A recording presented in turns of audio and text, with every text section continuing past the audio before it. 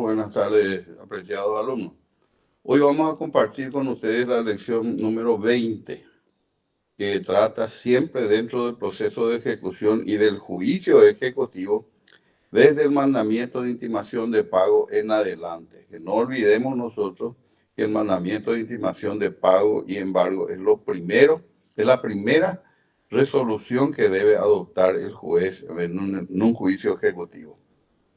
Bueno, ¿en qué consiste este mandamiento? Es la orden que el juez emite para asegurar el cumplimiento de una orden judicial.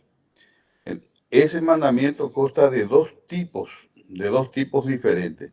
Mandamiento de pago por una parte y de embargo en el caso de que no se consolide lo primero. Bueno, ese mandamiento de intimación de pago y embargo es la orden que da el juez y que entrega a un oficial de justicia ¿para qué? Para que intime al deudor el pago de la suma reclamada. O sea, de entrada el juez cree que el acreedor tiene derecho y ya le intima directamente a que pague la suma reclamada. Y si no paga, y no paga en ese momento, entonces debe proceder a embargar ejecutivamente bienes suficientes hasta cubrir la suma reclamada y más la que el juzgado fija como gasto de justicia. Bien, nosotros sabemos que siempre debe existir una cantidad líquida. Por eso es que nuestro código exige en forma puntual el deber que tiene el juez de examinar y dice cuidadosamente. O sea, no es simplemente así en forma apresurada, sino cuidadosamente el instrumento con el que se deduce la acción de esa.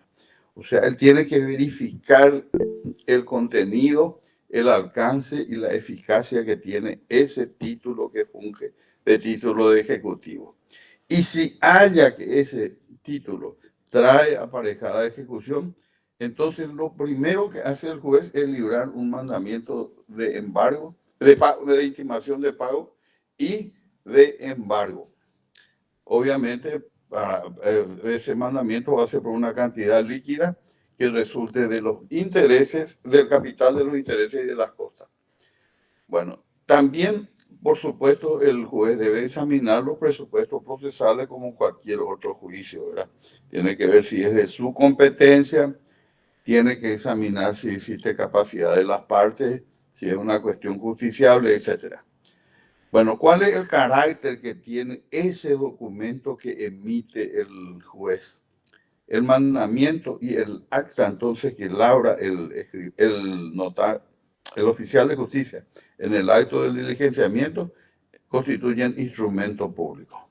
Eso está claramente establecido en el Código Civil. Al establecer cuáles son los instrumentos públicos, define que todas las actuaciones judiciales que se cumplen conforme con las reglas establecidas en el Código Procesal. Bueno, por eso, por ser instrumentos públicos, no necesitan desde ya, como les comenté en la clase anterior, que ese acto sea acompañado ni de un escribano ni por dos testigos, como anteriormente sí se exigía esto. Ahora bien, ¿a quién se entrega el mandamiento? Eso nuestro código nada dice, ¿verdad? Pero por una acordada de la Corte, la 398 del año 2005, se dispuso que todo mandamiento que pide un juez debe ser entregado al oficial de justicia por el secretario y bajo recibo. Debe dejar constancia entonces de la fecha de recepción. Y después debe dejar también la constancia de los datos personales y del domicilio del oficial de justicia, porque vamos a ver que él tiene un plazo para devolver y compañía y por supuesto se debe consignar el domicilio del oficial de justicia. Ahora bien, no impide que si no le entrega a un oficial de justicia, lo haga al propio abogado, en cuyo caso el abogado que retira debe determinar el nombre y domicilio del oficial de justicia que va a diligenciar el mandamiento correspondiente. O sea, ningún otro profesional ni ningún otro auxiliar de la justicia puede diligenciar salvo el oficial de justicia. Bueno, ¿cuál es el lugar de diligenciamiento? ¿Dónde debe diligenciar ese mandamiento de intimación de pago y de embargo ejecutivo en su caso? En el domicilio del deudor. Y este domicilio del deudor puede ser dos. Uno, el constituido para el cumplimiento de la obligación, y otro en el constituido en el juicio si se hubo presentado el presunto deudor. Bueno, ¿qué facultades tiene el oficial de justicia cuando ya está en posesión de un mandamiento de intimación de pago y embargo? La potestad que tiene es el de requerir el pago al deudor. Y se dan cuenta que al requerir el pago, él no es el acreedor, pero sin embargo tiene potestad de requerir y de pedir un recibo al respecto. Y si el deudor le paga, él está pagando bien, porque no olviden ustedes aquel principio jurídico que el que paga mal paga dos veces. En este caso le está pagando a alguien que no es el deudor, pero sin embargo es un auxiliar de la justicia que está comisionado por el juez justamente para intimarle el pago y para recibir el pago, ¿verdad? Ahora bien, si el intimado no le pagó, entonces, ¿qué hace el oficial de justicia? Inmediatamente procede a trabajar embargo ejecutivo y conste que para ese efecto él tiene una serie de facultades, como por ejemplo el de allanar el domicilio y puede solicitar el auxilio de la fuerza pública. Ahora bien, vamos a ver nosotros que el solo hecho de la intimación de pago produce una serie de efectos procesales. En primer lugar, si en ese acto el deudor paga, concluyó el juicio, evita la prosecución del juicio. O sea, el juicio en sí ya no continúa porque justamente la pretensión que tiene el acreedor es el del cobro de una suma de dinero. Y si él en el acto de el deudor en el acto de la intimación pagó, entonces ya no es necesario continuar con los trámites del juicio. En segundo lugar, cuando se trata de una obligación en la cual no existe establecido una mora determinada, el acto de la intimación de pago lo constituye en mora, en mora. En tercer lugar, si antes del embargo ejecutivo se había trabado un embargo preventivo, ese embargo preventivo se convierte en ejecutivo con motivo de la intimación de pago. Además de esto, el código establece que el solo hecho de intimarle de pago también implica el requerimiento para que el deudor dentro del quinto día constituya domicilio dentro del ámbito de la sede del juzgado. Y bajo apercibimiento de que si no constituye, entonces se va a tener constituido su domicilio en la secretaría del juzgado. Por otra parte, quiero que ustedes entiendan que en el juicio ejecutivo, la intimación de pago es una etapa absolutamente esencial. Tanto es así que si no se le intimó de pago, esa nulidad, esa omisión va a producir la nulidad de la ejecución. Ahora bien, vamos a ver cuáles son los deberes que tiene el oficial de justicia y en qué cuerpo normativo se encuentran estos deberes. Esto está en el artículo 171 del Código de Organización Judicial. Y el primer deber que tiene es el de diligenciar los mandamientos que les pide el juez. En segundo lugar, la facultad que tiene es de requerir el pago al deudor. En tercer lugar está en ausencia de pago, entonces, embargar bienes del deudor.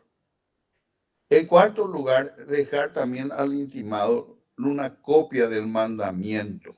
Él tiene que ir munido de una copia también del mandamiento. En quinto lugar, exige que devuelva debidamente diligenciado dentro de los 3 días de concluida todas las diligencias. O sea, él concluye la intimación de pago y el embargo, ya sea de un bien o de varios bienes, una vez concluido, tiene 3 días para devolver No es que él puede quedarse indefinidamente con el mandamiento en su poder, ni tampoco que pueda ir en diversos momentos y, y no devolver o no comunicar al juzgado cuál es la situación por la cual no está devolviendo, ¿verdad?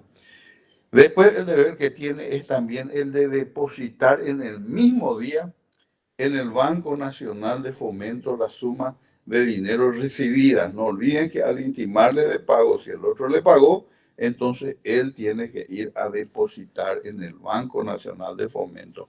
No se le permite que él continúe reteniendo ese importe.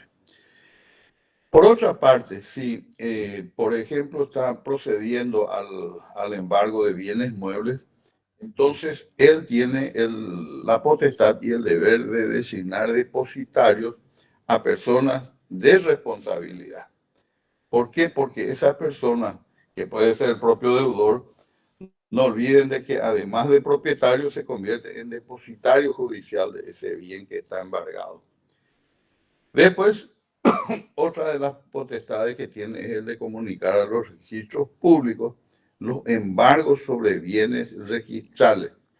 Y por último, un deber ineludible que tienen es el de ejecutar con puntualidad todas las órdenes recibidas del juez. Ahora bien, ¿él puede ir a embargar cualquier bien? No, señores.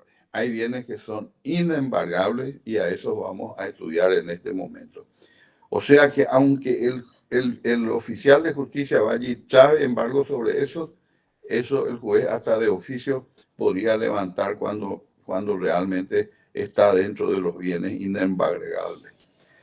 ¿Y cuáles son estos bienes inembargables? Están previstos en el artículo 716 del Código Procesal y estipula varios casos. En primer lugar, establece que es inembargable el lecho del deudor, ahí en donde él descansa.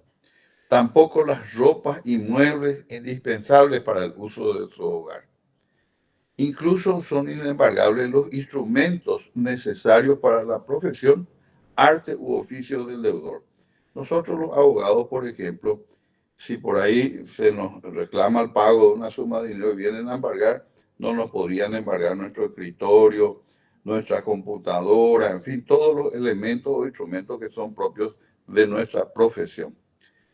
Ahora bien, estos sin embargo pueden ser embargados si el crédito que está reclamando es justamente por el precio de venta de esos bienes. O sea, si yo me fui y adquirí una computadora en 10 cuotas, pagué 3 cuotas y luego me reclaman el pago del resto, yo no puedo ampararme en que esa computadora es inembargable porque justamente me están reclamando el pago del precio de la venta que me hicieron de ese bien. Bueno, tampoco son embargables los sepulcros y en el mismo caso también, salvo que se esté reclamando el precio de ellos. Tampoco son embargables los honorarios profesionales, ni las comisiones, ni los sueldos y salarios y pensiones, sino hasta el 25%. Ustedes con el tiempo van a comprender por qué cuando se tratan de juicios de alimentos y compañías, generalmente los jueces establecen como monto de la condena el 25% de lo que gana el demandado. ¿Por qué? Porque más de eso no se le puede embargar. También son inembargables los créditos por alimentos y por litis, que son situaciones que vamos a estudiar oportunamente de alimentos y de litis expensas. Después tenemos también que son inembargables, por ejemplo, los bienes y rentas públicas. Si se tiene una demanda contra el Estado, los bienes del Estado, del dominio público, son inembargables y las rentas públicas también. Y también está establecido que los demás que son declarados inembargables por leyes especiales. Ahora bien, existe un instituto también que se incorporó a través de la Constitución del año 1966, que es el bien de familia y que está regulado en el Código Civil. Esta es el bien de familia es una institución mediante la cual el propietario de un inmueble retira ese inmueble del comercio. Atiendan bien, se vuelve un bien extra comercio, por consiguiente no pueden ser embargados, ¿verdad? Entonces, ¿esto por qué? Porque lo afecta en beneficio de su familia. Y con eso, ¿qué evita? Evita que ese bien pueda ser embargado y que se pueda ejecutar el mismo. O sea, desde el momento que un bien es declarado bien de familia, ese bien está fuera del comercio y no puede ser objeto de un embargo y ni mucho menos de una ejecución. ¿Y a qué obedece esto? A una finalidad de protección de la familia.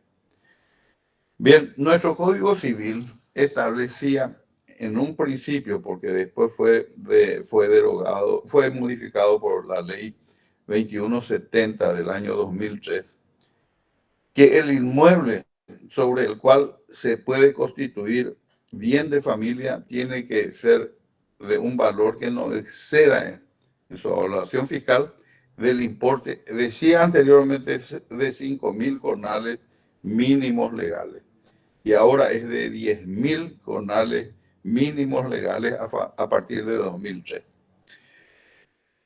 ¿Y de qué mínimos legales? De los jornales establecidos para trabajadores de actividades diversas no especificadas en la capital. Entonces, ven ustedes que el monto no es pequeño, ¿verdad? De la evaluación prácticamente casi todos los bienes normales pueden ser, bienes inmuebles normales pueden ser declarados bien de familia. Ahora bien, ¿cómo anteriormente se declaraba o se procedía a la declaración del bien de familia? Se hacía por un juicio que se promovía ante el juez de primera instancia en lo civil y ahora vamos a ver que eso ya no es necesario. Ahora bien, la Constitución, una vez que fue declarada como tal, ¿verdad? Cuando fue constituido como bien de familia, el inmueble queda inscrito en tal carácter en el registro de inmuebles. Y para los muebles, sin embargo, no es necesaria ninguna inscripción, porque ustedes se dan cuenta que hay bienes de familia que no pueden ser embargados y que no necesitan ser inscritos tampoco en el registro de inmuebles. Por eso dijimos ya cuáles son esos bienes que son bienes muebles de la familia que son inembargables, ¿verdad? Bueno,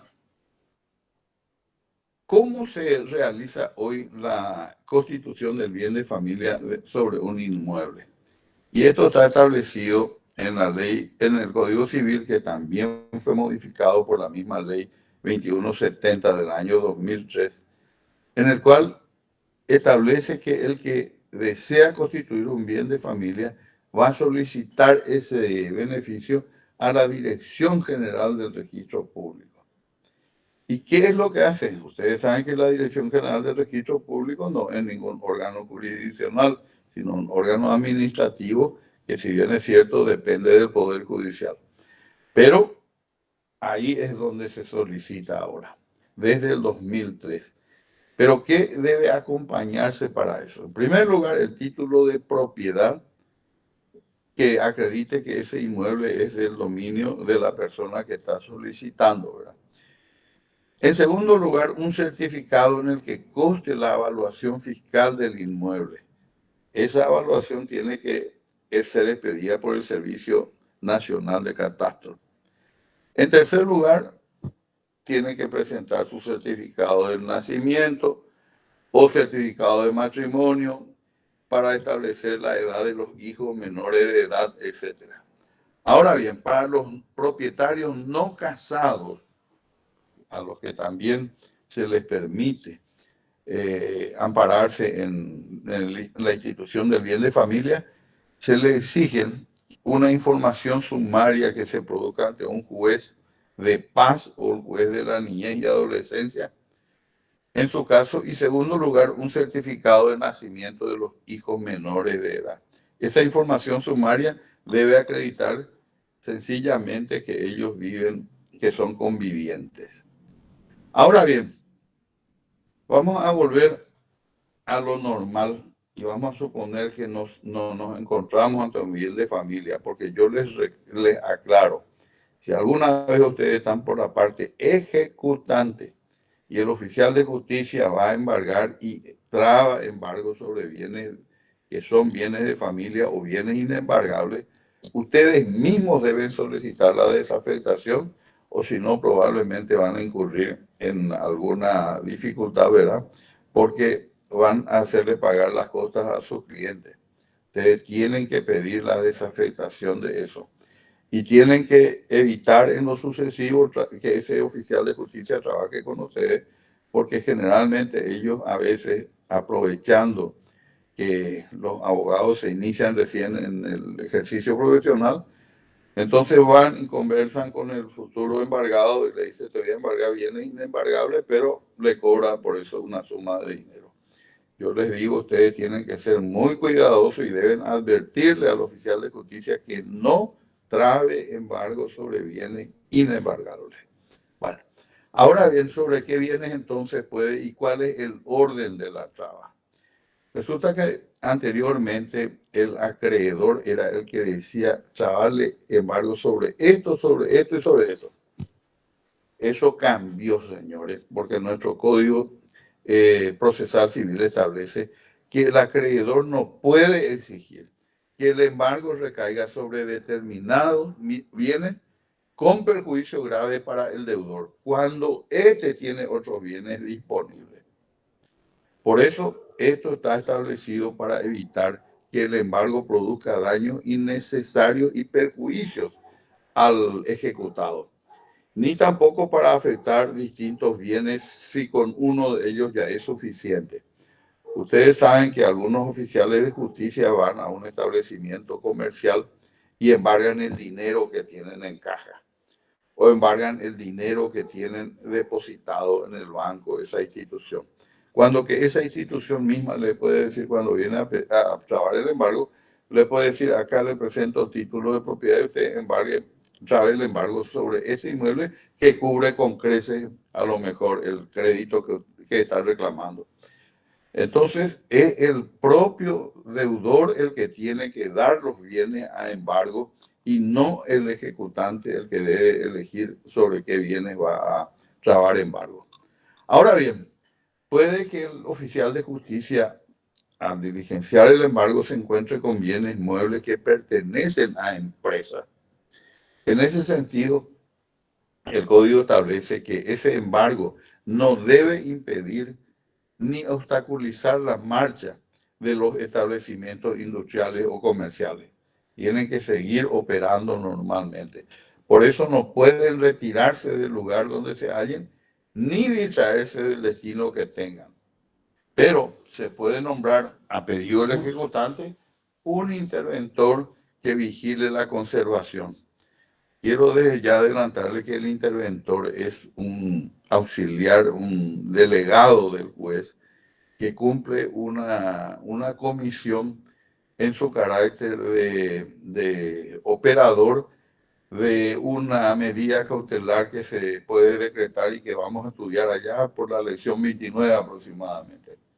Bueno, entonces lo que yo les quiero decir es que como se trata de un bien mueble, por ejemplo, un aserradero, no puede el oficial de justicia decir, bueno, yo voy a llevar esto a tal parte, ahí tiene que quedar y ahí tiene que continuar trabajando el aserradero y por supuesto el ejecutante puede, sin embargo, eh, exigir el nombramiento de un interventor para que vigile la conservación eficaz de ese bien mueble. Bueno, cuando se trata, por ejemplo, de embargos sobre bienes muebles únicamente, no inmuebles, inmuebles esto no corre. Entonces, el embargo queda entonces en poder de un depositario provisional que designa el oficial de justicia. ¿Por qué? Porque ese bien mueble puede desaparecer después y alguien tiene que ser responsable. En cambio, un inmueble no puede desaparecer, obviamente. Por eso es que cuando se trata de bienes muebles embargados, entonces el oficial de justicia tiene que designar un depositario judicial.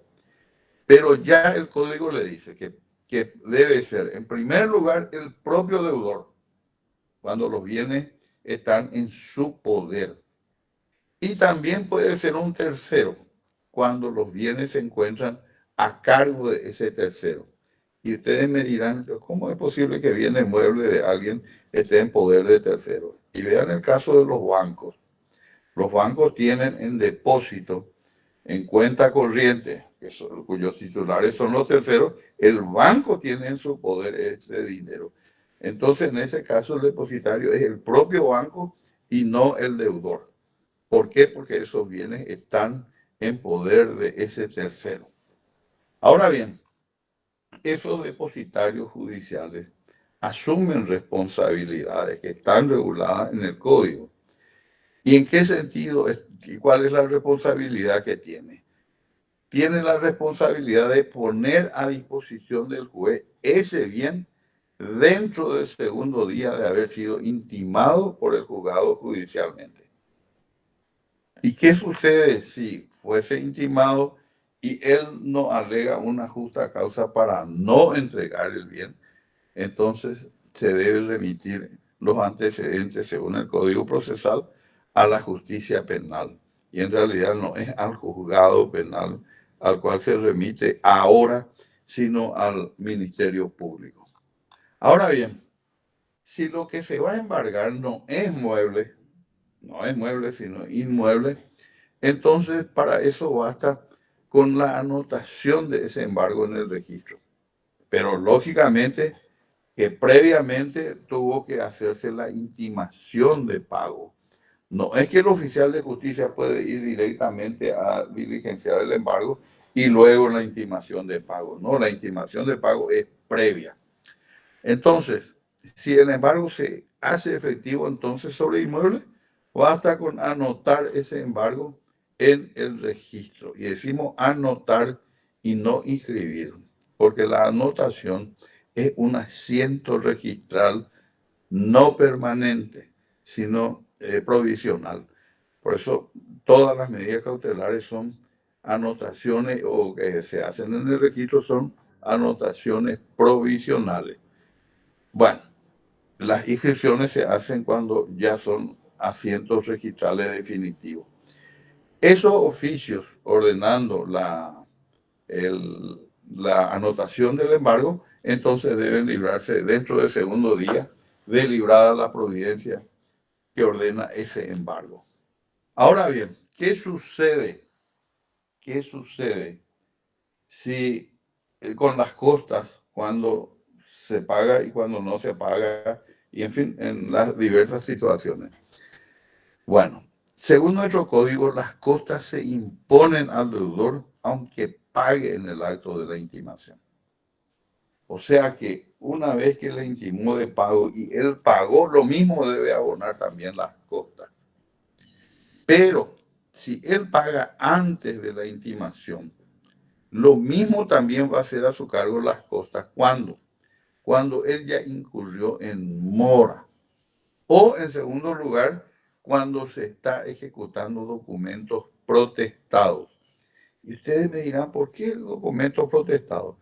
Porque el protesto es una intimación de pago que le hace un escribano al deudor. Entonces ya él está pagando después de ser intimado de pago, pero no en un proceso, sino en una actividad notarial exclusivamente.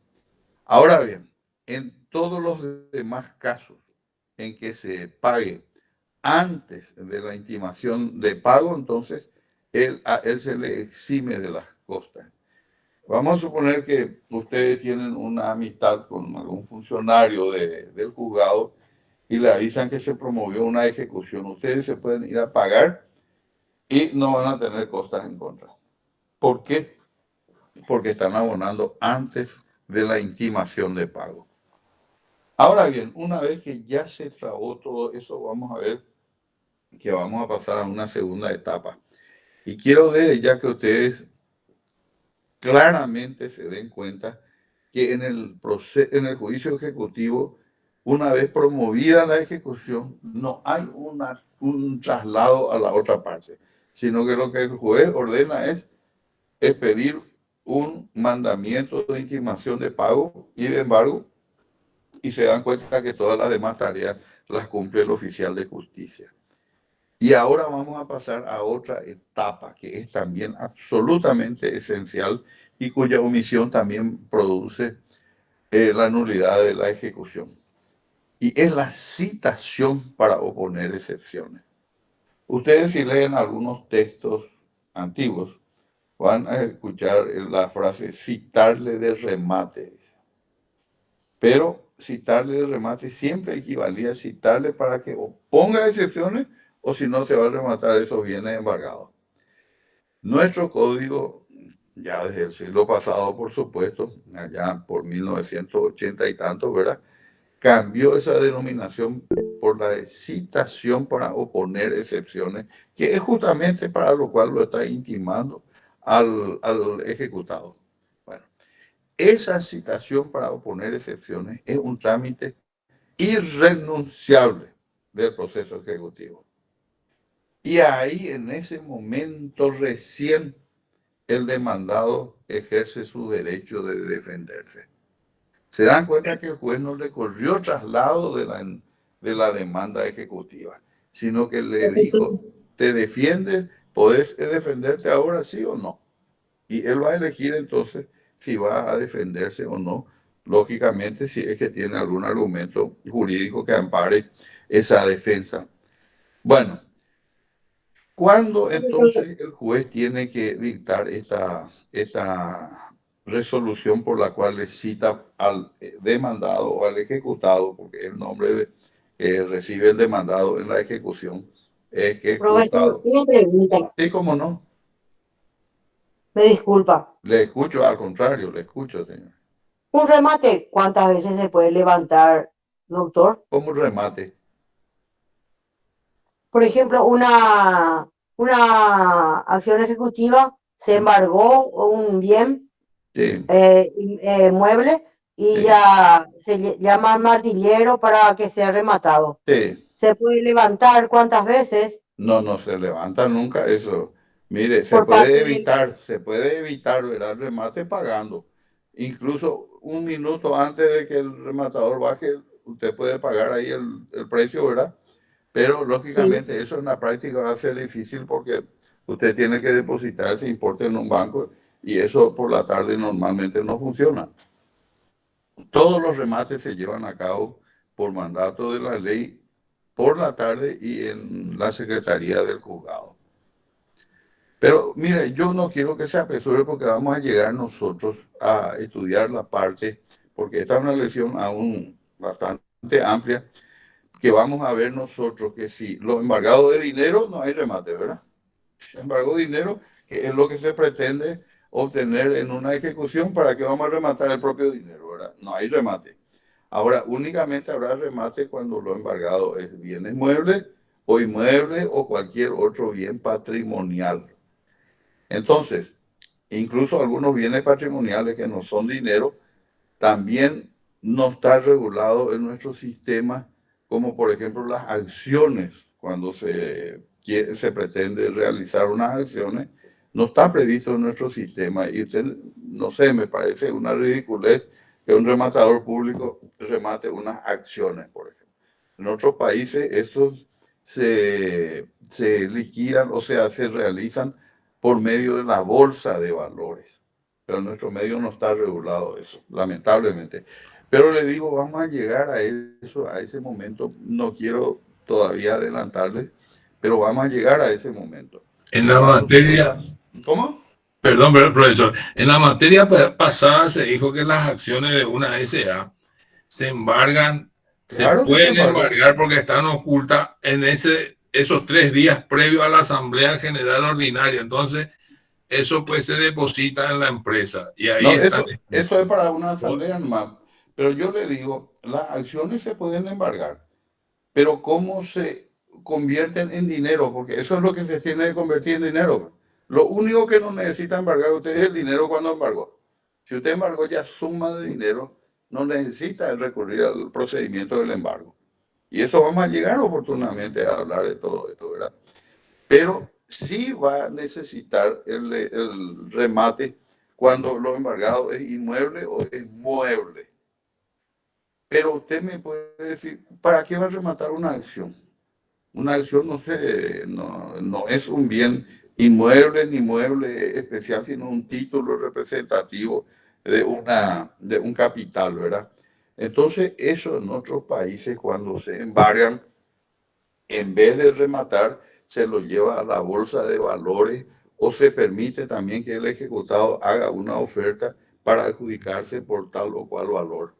Pero le digo, en nuestro país no está. Y mire, ese siempre fue un defecto que teníamos y los jueces a veces se ven compelidos a ordenar el remate de acciones o de pagarés, de documentos comerciales, por ejemplo, que son embargados. Yo puedo embargar el pagaré que tiene el deudor, que a su favor, ¿verdad? Que tiene a su favor, yo puedo embargar.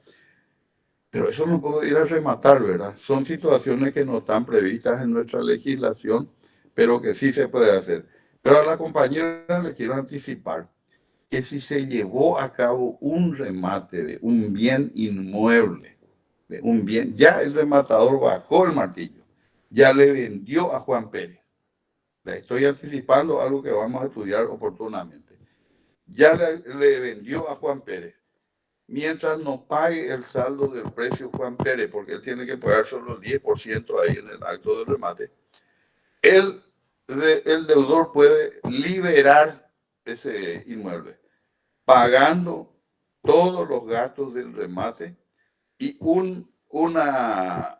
como el adjudicado pagó el 10% del precio, entonces él tiene que depositar una suma del doble de ese precio a favor del comprador, que se beneficia con eso y el otro libera el bien.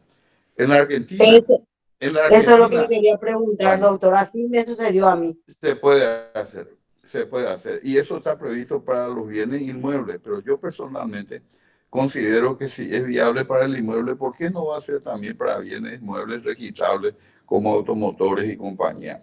Porque existe un principio jurídico que dice, por la misma razón, la misma disposición se puede aplicar. Y le digo, en la Argentina a eso le llaman sobreseimiento del juicio. Pero vamos a llegar ahí, no se apresuren. Tenemos mucho todavía que hablar. Por eso yo quiero ir ordenadamente con todos los pasos que debemos seguir para llegar al momento en que el martillero va a bajar el martillo o que no sea necesario eso a los efectos de la conversión en dinero. Bueno, entonces nuestro código establece que si dentro del tercero día de la intimación de pago o de una notificación que se establece cuando el oficial de justicia fue a intimarle de pago y no le encontró al deudor, entonces le debe realizar una notificación que debe diligenciar un ujier, por supuesto.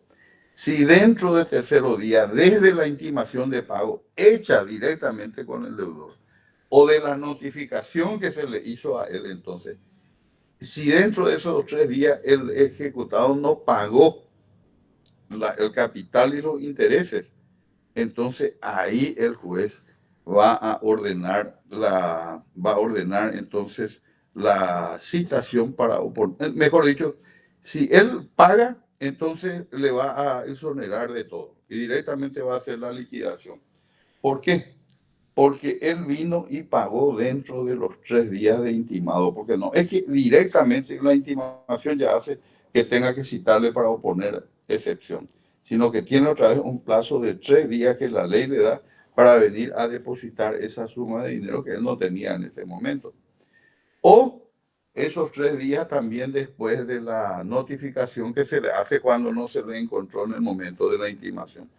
Si él cumple con eso, ya directamente entonces no va a haber remate, no va a haber nada, sino que se pasa directamente a la liquidación, que es una etapa que les dije a ustedes que se aprueba por un auto interlocutorio, que es una de las 2 únicas resoluciones apelables. Bueno, ¿cómo se hace saber al ejecutado la citación para oponer excepciones? se le debe notificar a través del oficial, del UGIER, por supuesto, y a la cédula él debe acompañarle copias no solo de la cédula, sino también del escrito de iniciación de la demanda ejecutiva y de los documentos que fungen de título ejecutivo. Y al mismo tiempo le debe hacer constar en el acta en qué momento, horario, lugar y fecha en que se diligenció aquello, porque él va a tener un plazo determinado para oponer esas defensas. ¿Cuál es ese plazo que la ley le asigna al ejecutado para defenderse? ¿Y defenderse cómo? Oponiendo una excepción. No es contestando una demanda. Mucho ojo acá. Acá no se contesta ninguna demanda, sino directamente se tiene que defender él a través de la oposición de alguna de las excepciones que están establecidas en el código. ¿Cuál es el plazo que tiene el ejecutado para oponer esas excepciones? 5 días, contados desde el día siguiente a la notificación. Y van a ver ustedes que él puede oponer no una excepción, sino varias excepciones. Pero la condición es que todas las excepciones que tengan las oponga en el mismo escrito. En el mismo escrito, conjuntamente, dice. Eso es por aplicación de aquel principio procesal que ustedes ya estudiaron, de eventualidad, en el sentido de que un conjunto de defensas se deben oponer en un mismo momento, o de lo contrario se está renunciando a las no opuestas en el primer momento, en el mismo momento. Pero no solamente debe oponer las excepciones o la excepción, sino que también debe ofrecer ya las pruebas. ¿Se dan cuenta la otra diferencia que tenemos con el proceso de conocimiento ordinario, en el que el demandado se limita a contestar o a no contestar? Y después recién se abre la etapa probatoria. En cambio acá, él debe oponer la defensa y debe ya al mismo tiempo ofrecer la prueba documental y todas las demás pruebas de las que intentará valerse. Ahora bien, dijimos nosotros con anterioridad, esto nos exige el programa, pero es importante que ustedes entiendan que esa intimación de pago importa entonces el requerimiento para que el deudor constituya un domicilio dentro de la ciudad en la que tiene su sede el juzgado. Porque de lo contrario, se le puede tener por constituido la secretaría del juzgado y ahí se le va a notificar automáticamente todo, y no como ocurre en nuestro medio en la mayoría de los juzgados, en el que por la puerta de la secretaría se llenan cédulas de notificación que son absolutamente inoperantes. Eso no es necesario. Directamente la notificación se produce en el expediente en forma automática. Por eso se llama notificación automática. Bueno, vamos a ver nosotros que dentro del juicio ejecutivo existen trámites, como les dije, esenciales e irrenunciables. Y ya nos referimos a 2 de ellos. Primero, la intimación de pago. Segundo, la citación para oponer excepciones. Y por último, que exista una sentencia que ordene llevar adelante la ejecución. Esos 3 trámites son irrenunciables. No se puede proceder a un remate de un bien si no existió una sentencia que ordenó llevar adelante la ejecución, o si el juicio, la sentencia no tuvo precedido de una citación para oponer excepciones y esta a su vez precedida por una intimación de pago. Bueno, ¿cuáles son las excepciones o las defensas que puede oponer el deudor? El deudor, que es el ejecutado. En primer lugar, la incompetencia, siempre. Esta es una cuestión que por supuesto está vigente en todos los casos, ¿verdad? Que el juez sea competente, porque si yo me voy a reclamar el cobro de una deuda instrumentada en un pagaré y me voy y reclamo ante el juez de la niñez y la adolescencia, él me va a decir, pero por favor, retírese de acá. O me voy ante un juez no laboral, no, es tampoco competente. Entonces, la primera de las excepciones es la incompetencia. Pero la incompetencia no solo se da por razón de la materia, o sea, civil, comercial, laboral, etc. No, también puede ser por una incompetencia territorial, o puede ser por el monto, por la cuantía del juicio, puede darse la incompetencia. Y esta incompetencia puede ser declarada de oficio por el juez cuando se prepara el juicio o cuando se examina el instrumento. No olviden que dijimos que el juez tiene que examinar cuidadosamente el instrumento con el que se deduce la acción. Y en ese momento él puede declararse de oficio incompetente. Si el juez se declaró incompetente, no se olviden ustedes, señores, que pudo haber existido ya un embargo ejecutivo. Pudo haber ya. Entonces, ese embargo se va a mantener, pero no como ejecutivo, sino como embargo preventivo durante 15 días desde que la resolución quede firme. ¿Eso por qué? Porque el acreedor puede ir a promover ese mismo juicio ante el juez que es competente y ya se tiene el embargo trabado sobre los bienes suficientes para satisfacer la deuda. La segunda de las excepciones que es posible oponer por parte del deudor es la de falta de personería, que es igual a la misma excepción que teníamos como excepción previa dentro del juicio ejecutivo, que tiene que referirse a que las partes carecen de capacidad civil para estar en juicio o que sus abogados tienen representación insuficiente.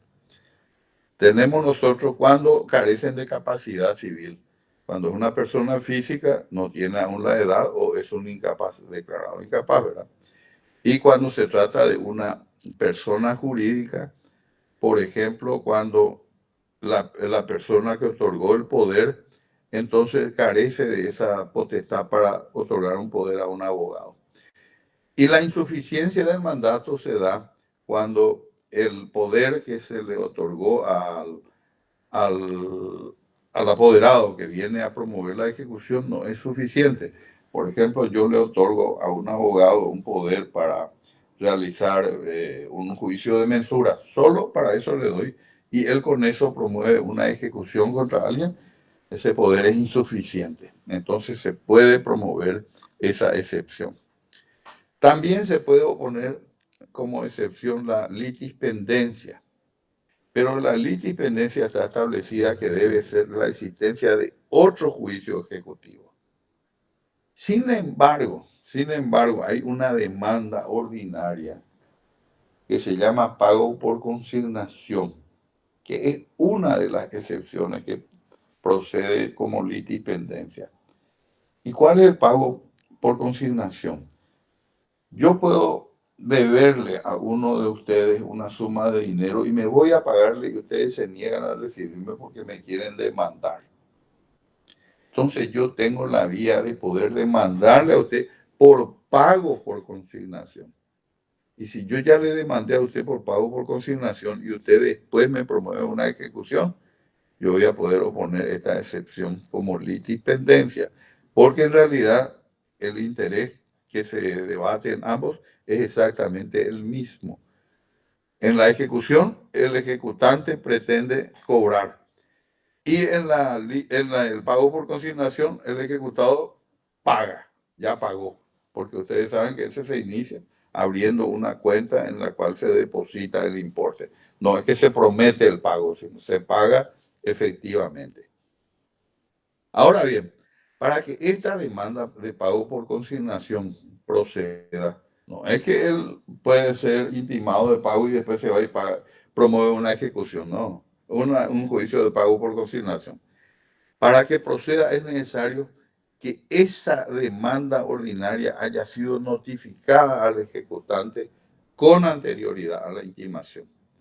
Y segundo, que las sumas consignadas deben ser esa consignada o igual o mayor que la que le reclama aquel, porque si es por menos, entonces lógicamente no procede.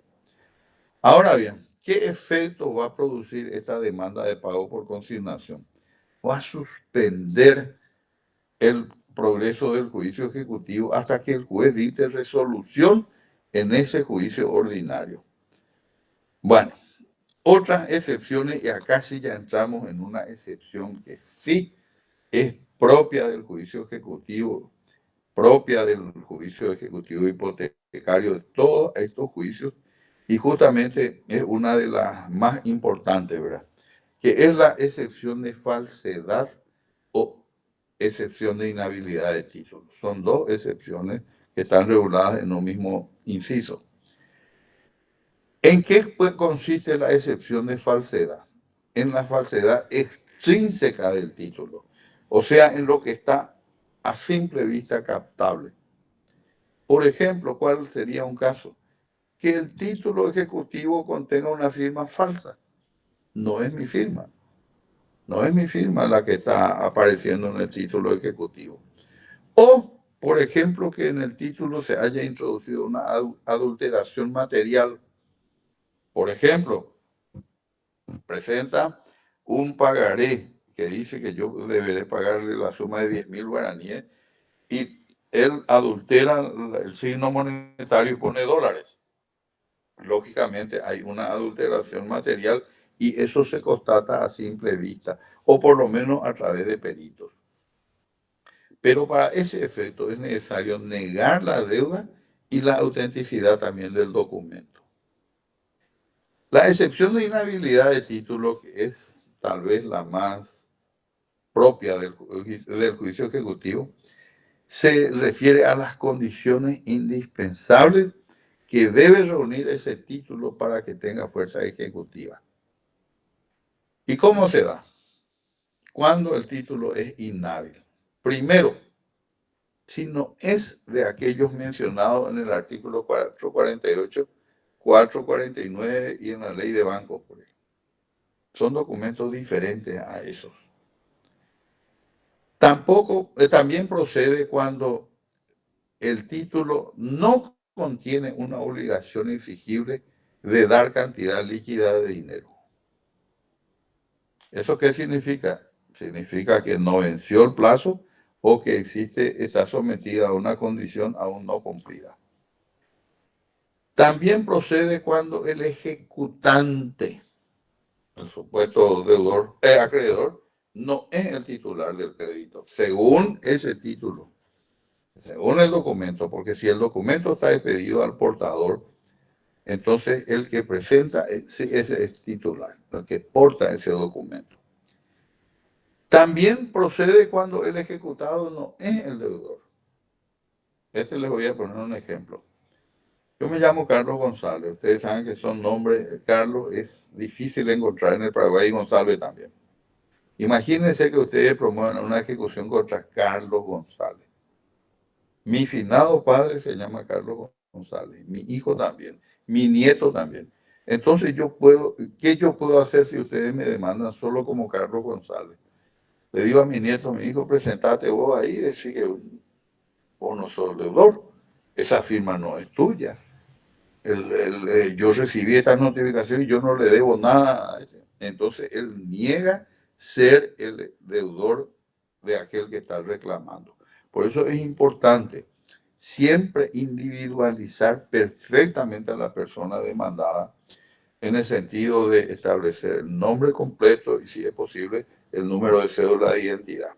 Y si es una persona jurídica, también, porque a veces, por ejemplo, se le demanda a La Esperanza Sociedad Anónima y sin embargo va la demanda contra La Esperanza SRL, que es otra empresa, que no es la deudora. Entonces eso también da pie o da pábulo, como se dice también, a oponer la excepción de inhabilidad de título.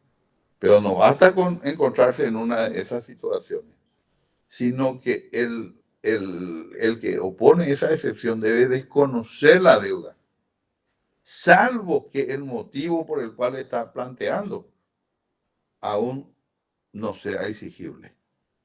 ¿Entiendes? Yo le debo, pero aún no me puede exigir. O sea, no necesito negar la deuda ahí. Pero en los demás casos yo debo negar mi condición de deudor. Pero acá, señores, no puede esta excepción fundarse en los antecedentes de la obligación. Y acá existe un problema en nuestro código procesal, porque en nuestro código procesal esa prohibición de investigar la causa de la obligación que se está ejecutando debe ser aplicable exclusivamente a esta excepción. Pero lamentablemente en nuestro código ese párrafo, esa prohibición se consignó como un artículo independiente que se aplica a todos los demás casos y eso no es correcto, como también poco más tarde vamos a constatar.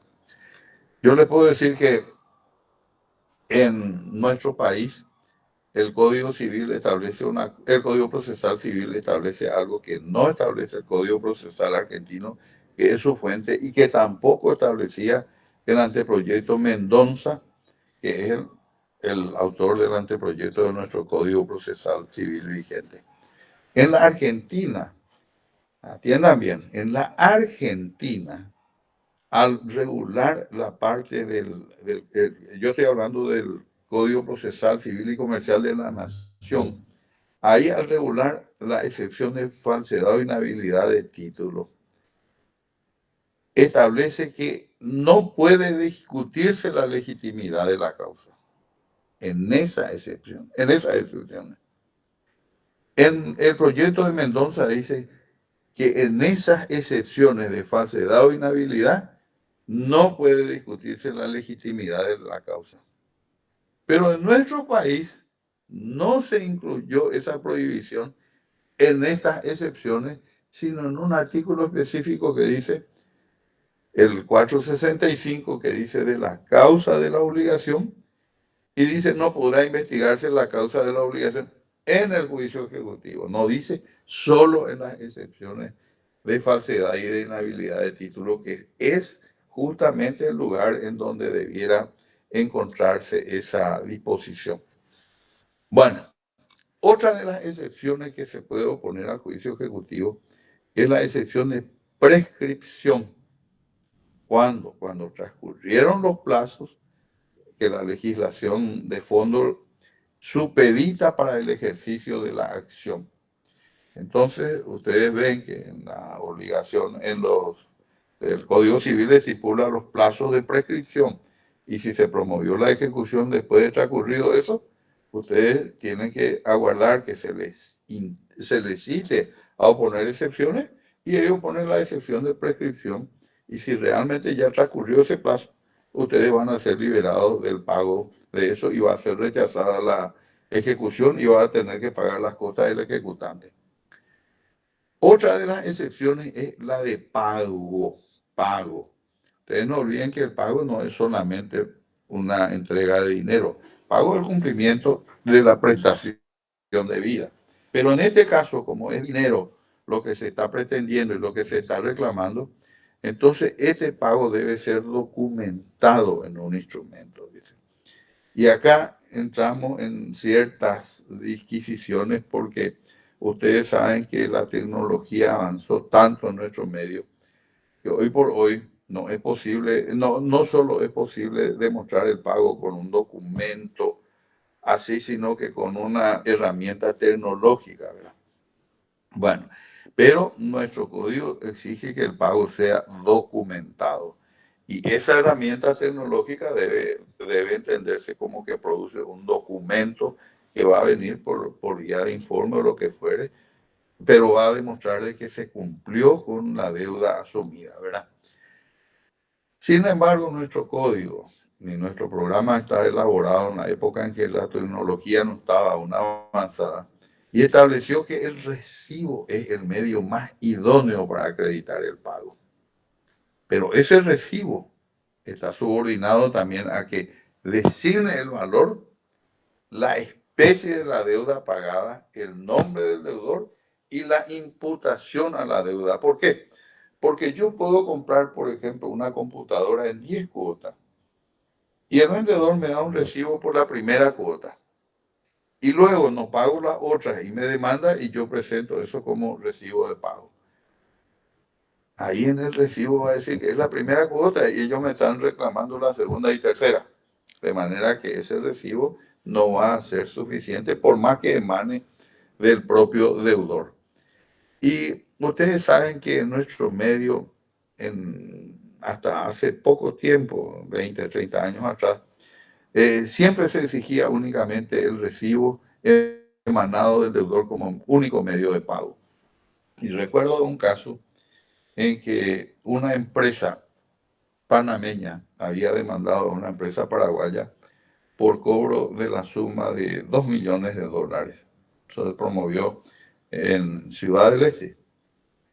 La empresa citada de remate citada para poner excepciones, opuso la excepción de pago total y para ese efecto acompañó 2 boletas de depósito bancario en el que la ejecutada depositó suma mayor a $2 millones.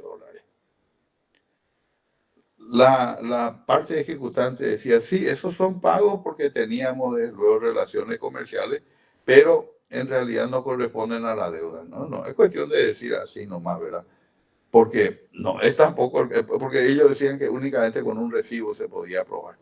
Entonces, si nosotros tuviéramos que tomar eso al pie de la letra, le exigiríamos al deudor que vive en Ciudad del Este a ir con una valija llena de dólares, ¿verdad? $2 millones, a ir a pagarle allá en Panamá y exigirle el pago cuando que puede hacerse hoy con mayor seguridad y con mayor certeza a través de bancos. Bueno, entonces, entonces les digo que para las 5 de la tarde tengo otra clase, pero ya oportunamente voy a comunicarme con los alumnos en ese momento. Bueno, entonces tenemos que en esa oportunidad, en primera instancia se perdió, pero en segunda instancia sí se ganó y se dijo acá, se ha demostrado de que se pagó una suma mayor, los otros tampoco demostraron de que existían otros pagos y él no puede decir, o si no está incurriendo en un enriquecimiento sin causa. Pero les repito, esta cuestión de que solo el recibo es el modo de acreditar el pago es una cuestión un poco arcaica y que debemos replantear la solución al respecto. Otra de las excepciones que se puede poner es la de compensación. Cuando se da la compensación, según nuestro Código Civil, cuando 2 personas reúnen por derecho propio y recíprocamente la una de la otra la calidad de deudor y acreedor de suma de dinero o de otras prestaciones de la misma especie, pero con esta condición de que ambas deudas sean civilmente existentes, que sean líquidas, que sean expeditas, que sean de plazo vencido cuando son obligaciones a plazo o que se haya cumplido la condición en el caso de una obligación condicional. Ejemplo concreto. Yo, por ejemplo, soy demandado por una persona por cobro de una suma de dinero, pero esa persona que me demanda en otro juicio es demandada por una suma igual y yo me adjudico o me ceden a mí los derechos y acciones respecto de esa deuda y vengo y compenso con él, pero desde luego que esa compensación debe ser siempre de documentos que tengan fuerza ejecutiva, no de promesa de pago y compañía. Ahora bien, si el crédito que se compensa es menor, entonces la compensación se procede hasta el monto del crédito ejecutado. Y si fuese mayor, entonces se rechaza la ejecución y se puede reclamar al ejecutado. El ejecutado puede reclamar el excedente de su crédito en otro juicio. Otras excepciones que se pueden oponer son la de quita, que significa que el acreedor le remite parte de una deuda, renuncia a una parte de la deuda.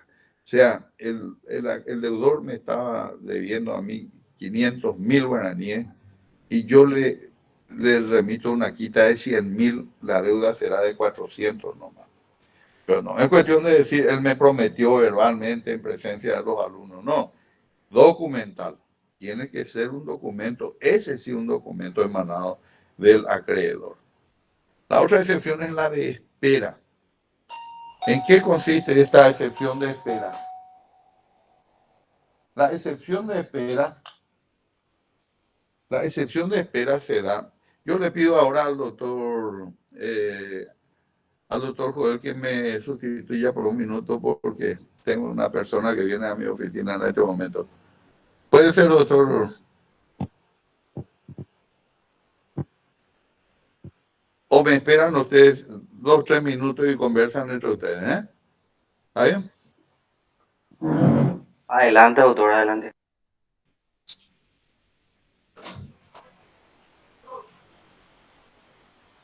El doctor está hablando, pero no tiene Tu micrófono, doctor. Sí, la lección es larga porque se está desarrollando todo el juicio especial ejecutivo. Todo el juicio especial ejecutivo. Vieron que a un comienzo nosotros teníamos, antes de nuestro examen, desarrollamos el juicio de conocimiento ordinario, que es el juicio madre, el juicio largo. Este es el juicio ejecutivo. Por eso estamos viendo de que es un poco extenso. Y el profesor está desarrollando toda la clase. Cuando él dice la excepción de espera, es esta que consiste en un nuevo plazo otorgado por el acreedor al deudor, o sea, el actor al demandado, para el cumplimiento de su obligación. Pero esto debe resultar de una prueba documental emanada del acreedor. No es que el deudor debe decirle, yo quiero pagarle de esta manera en cuotas. No, no, no. Tiene que haber un acuerdo por otra vía y presentarlo como es eso. Tiene que haber un acuerdo preestablecido y expresarlo documentalmente, diciendo, aquí nosotros no pusimos de acuerdo de que él me iba a refinanciar. ¿Se entiende? Una deuda principal, por esa deuda principal está demandando, pero había sido llegado a un acuerdo de una espera para refinanciación. Entonces, documentalmente se presenta el demandado deudor, puede presentar esa excepción de espera, ¿sí? En la cual demuestra que hay un acuerdo con el acreedor firmado, por lo cual no van a hacer la ejecución en ese momento y no le está exigiendo el pago, sino que puede llegar a esperar. Esto resulta de la prueba documental emanada del acreedor puntualmente.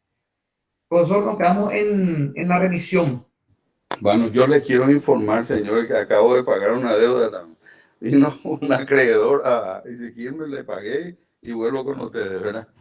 Bueno, realmente nosotros estábamos hablando de la excepción de espera, ¿verdad?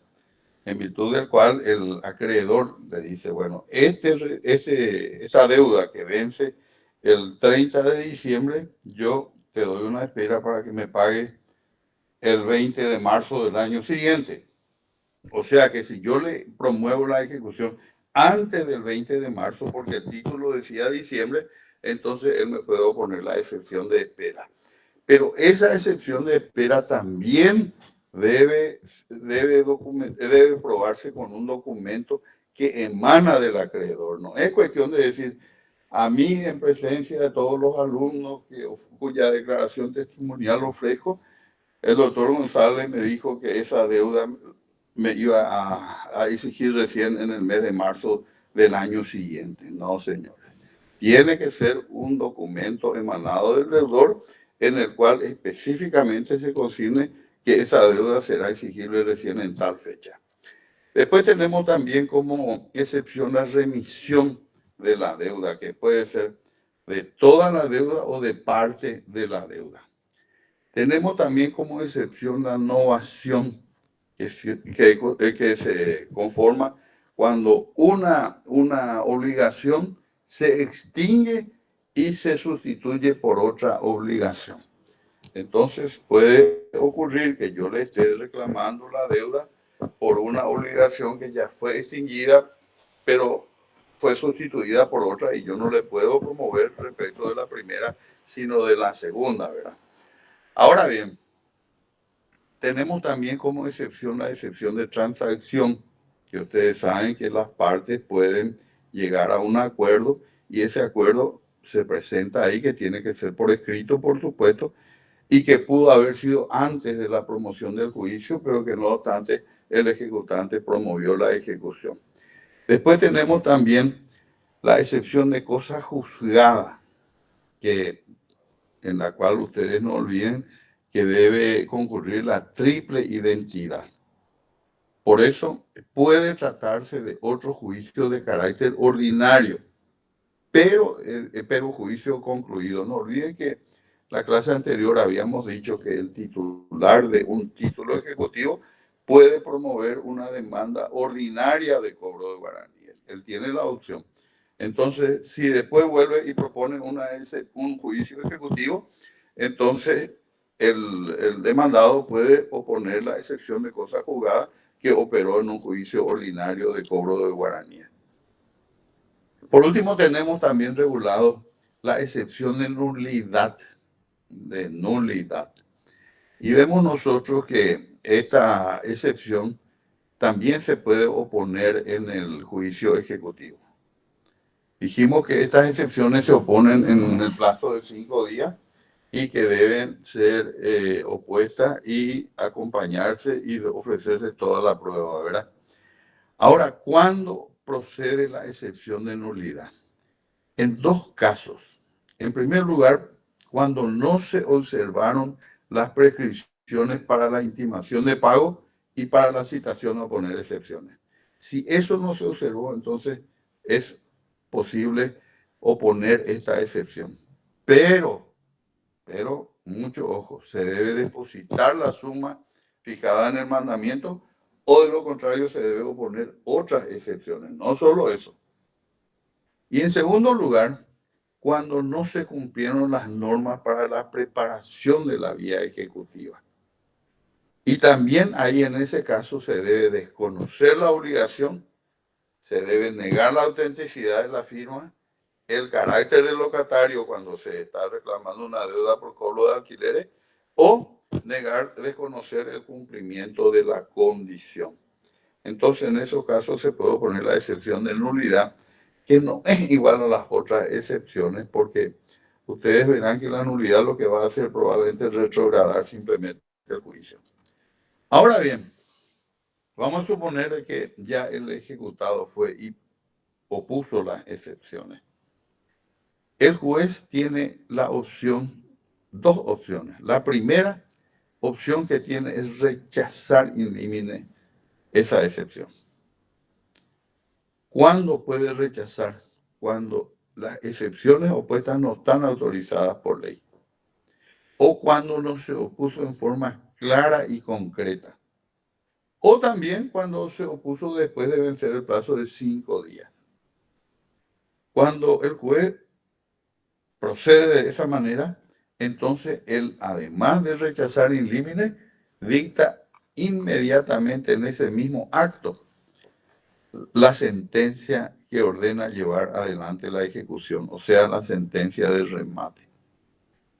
Ahora bien, la otra alternativa que tiene cuando él considera admisible la excepción opuesta, porque se opuso dentro del plazo, porque es de las excepciones que pueden ser opuestas, etcétera, etcétera, entonces el juez lo que hace es correr traslado a la parte ejecutante por 5 días para que conteste la excepción y al mismo tiempo para que ofrezca las pruebas. Bueno, resulta que puede darse el caso en que no proceda la apertura a prueba en ciertos y determinados casos. ¿Cuándo? Cuando las excepciones son de puro derecho, o sea, no están fundadas en hechos que deben ser probados, sino sencillamente por cuestiones jurídicas que impiden el progreso de la ejecución.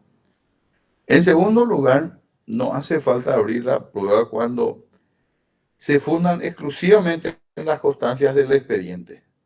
O, tercer caso, cuando ni el ejecutante ni el ejecutado ofreció prueba.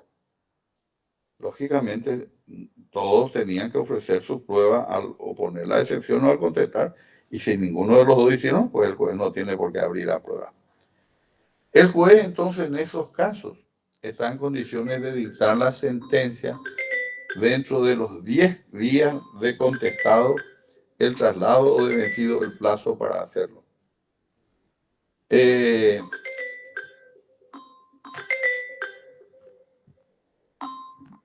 Estoy recibiendo una llamada, me están llamando ya del otro curso y dentro de 5 o 10 minutos voy a estar en comunicación con ella, ¿no? Bueno, dijimos nosotros que el juez dicta la sentencia entonces en 10 días. Ahora bien, nosotros queremos aclarar lo siguiente, que si el juez decide no abrir a prueba, tiene que notificar por cédula. Tiene que notificar por cédula. Y esa notificación, o por cédula o personalmente a las partes. ¿Por qué? Porque este es uno de los casos en el que el proceso de ejecución impone al juez, cuando se ofrecieron pruebas oportunamente, a acordar un plazo. No es que le faculta a abrir, le impone a él el deber. Y si él, a pesar de eso, declara la cuestión de puro derecho, entonces esa apreciación del juez es apelable. Por eso, la apertura a prueba, entonces, está regulado en nuestro código, diciendo que si se ofrecieron pruebas, entonces el juez va a acordar un plazo común. No es que va a abrir, va a acordar un plazo común.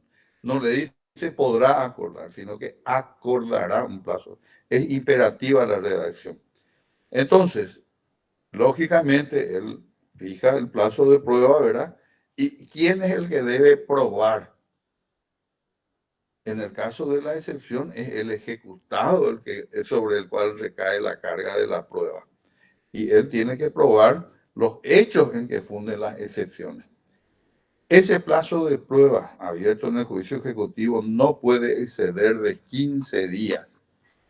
Y se notifica, por supuesto, como les dije, personalmente o por cédula.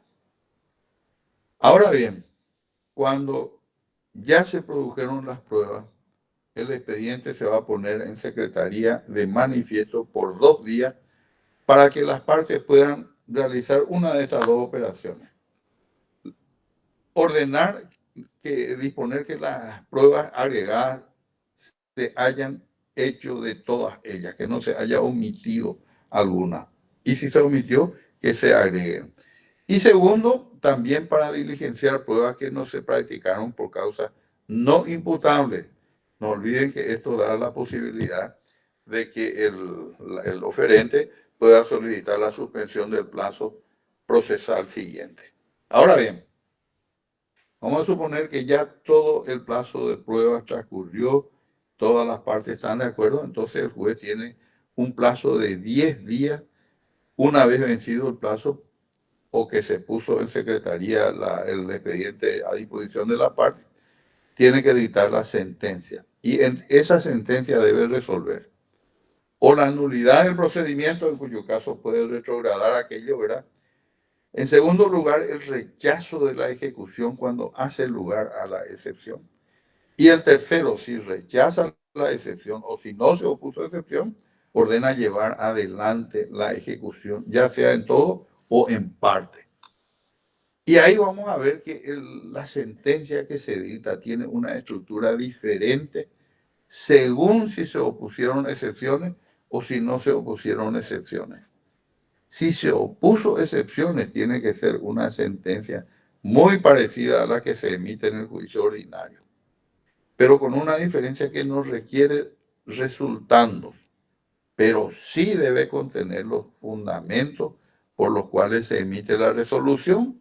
Tiene que contener la decisión expresa, positiva y precisa por las cuestiones planteadas.